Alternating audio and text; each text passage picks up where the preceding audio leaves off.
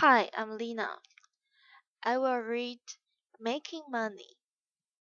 Focus. How important is money to you personally? Do you see money as fundamentally good or evil? No need to apologize for BMWs or blondes. Mary Ellen Zenon. Making money solves most problems. And in Ireland today, plenty of men are making plenty of money. The only reasonable response is a cry of "Well done." Yet instead we are hearing complaints that too many Irish are now making too much money. We are hearing accusations of greed and criticism about pressure. Why? Because there are people who are envious, mean-spirited, and incapable. And when they see other people enchanted with money making, they can only hiss and begrudge. One could say their complaints are painless and ought to be ignored. But I believe it is more than just begrudgery, and I believe there is danger. For, although there is no more virtuous activity than making money, even the Irishmen who do it best do not seem to understand why it is such a good thing. Certainly they know that making money makes their life better, but they have no understanding of the morality of what they are doing. You can hear their uncertainty when they talk about their work. An industrialist says he has been lucky and points to how many jobs his industry has created. But wealth is never built by luck. It is built by brains. And the point of industry is profit.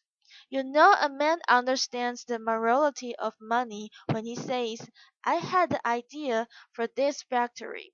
I took the risk, put in the long hours to make it work. And every year I intend to get more productivity out of every worker and deliver more profit to myself. And I love it. Yes, of course such a man will create employment, will have a healthy effect on local life, but none of this is the point. He is making money through trade. That is virtuous. Trade is the means by which man gets what he wants, freely and without coercion. It is the free exercise of an individual's judgment in pursuit of whatever he values. What the begrudgers say is, he has plenty, never earns plenty, as though the wealth just existed by chance, so we must redistribute it. That is greed, and the danger of the capitalists' ignorance of their virtue lies just there. They do not understand that to capitulate to redistribution is wrong. A man's money is a man's liberty. When the state controls a man's money, it controls the man. That is why the liberty of citizens rests in many people having lots of money. When private citizens have money, they just use it widely, or lose it to more clever citizens, in whose hands the stuff will be better used. When the state has money, it is used for political purposes. Money in their hands produces nothing. In private hands it produces goods, services, jobs, decent houses, healthy teeth, well educated children, safer cars, and all the other things that make life agreeable. It also produces, around the fringes, blondes, Armani suits, and Rolex watches. And while those may be irritating, they are never compulsory. The meat and potatoes are work, productivity, creativity, investment, and profit. Irishmen shaping their lives through their own work with their own money. Why begrudge them a blunt and a Hermes tie? Page 32. Page 33. Making money. Comprehension. 1. Are people who make money praised for it? 2. What is the ultimate aim of business? 3. Explain in your own words how the writer sees trade. 4. Why is money better in private hands? 5. Why should we not begrudge the rich their little luxuries? Discussion.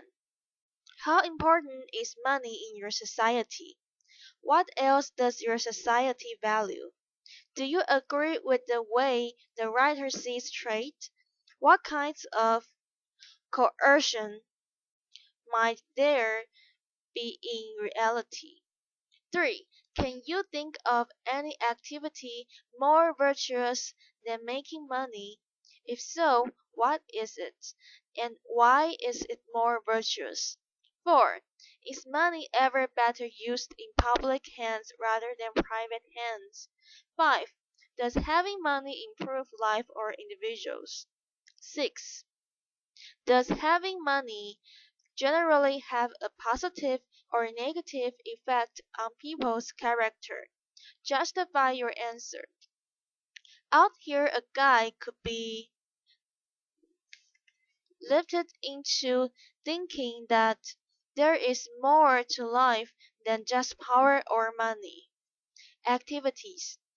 A. Imagine you're being given $100,000 to spend in 1 week. Working in groups. Decide how you are going to use it. What are you going to buy? Are you going to make any investments? Will you give any to family or friends or charity? Come to a group discussion. Then compare your ideas with those of other groups in the class. Did you find your plans were very similar or quite different? What do you think your plans say about your character? B. Write a letter to the newspaper that printed the article, giving your own personal views, or write an essay, How a Million Changed My Life. Ammunition box. Keywords. Investment. The money put into an account or company in order to make a profit. Capital. Money or property. Account. Where money is held at a bank. Funds. Money available. Financial. To do with money. Money markets, banks, and other institutions that buy, lend, or borrow money for profit. Affluence, wealth. Prosperous, successful. Handy hints. Ancient coins were probably first invested in China, and appeared again in what is now modern-day Turkey in 700 BC. Paper money was also invented in China, while banks and credit existed in ancient Babylon, now part of Iraq.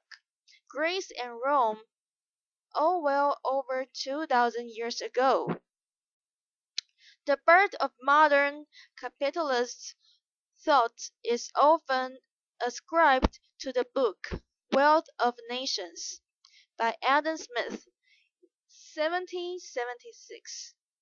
He preached that economic freedom, laissez-faire, with as little government control as possible, was the best way for countries to enrich themselves.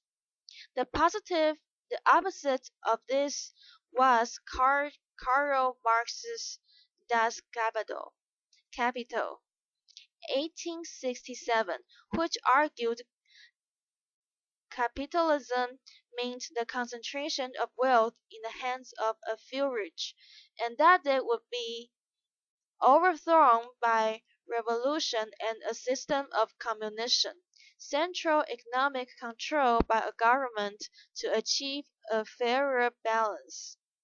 Networking. Find out about financial institutions around the world. Books. Bonfire of the Vanities by Tom Wolfe. A Christmas Carol by Charles Dickens. The Money Drunk by Mark Barron and Julia Sharon Cameron.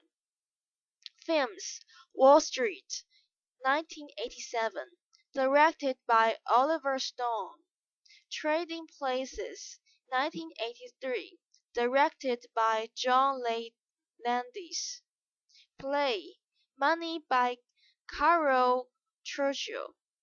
Websites, www.bundesbank.de www.stw.org